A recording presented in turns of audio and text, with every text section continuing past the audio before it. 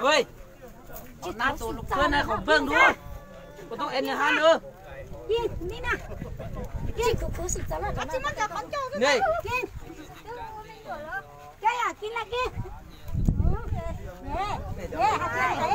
Mình nhổ ai à? Đinh tí rồi. Có mê đâu nào? Chạy tụi mình nào?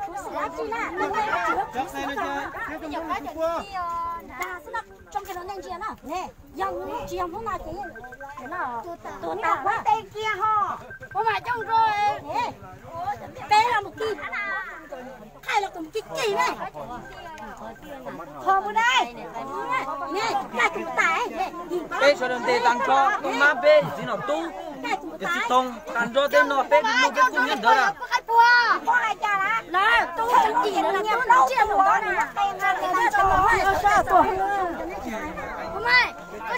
cho tỏ cái tiền của tuấn chết cho ta chỉ tỏ chỉ lại ở cũng tỏ lo của cha ta cũng đi đó cá thì đi nha bên chỉ để con lại này rồi nếu căng chân được nhiệt cái ta bỏ bao giờ cái chỉ muốn nhiệt à cái cuộc cây đó là đúng luôn nè nhiệt thì có đây thế thì chụp có thế nhiệt thì nó đừng bắt cây đi nó đừng bắt câyอย่างcao là sẽ bỏ từ. Tóc kín đít nữa này này.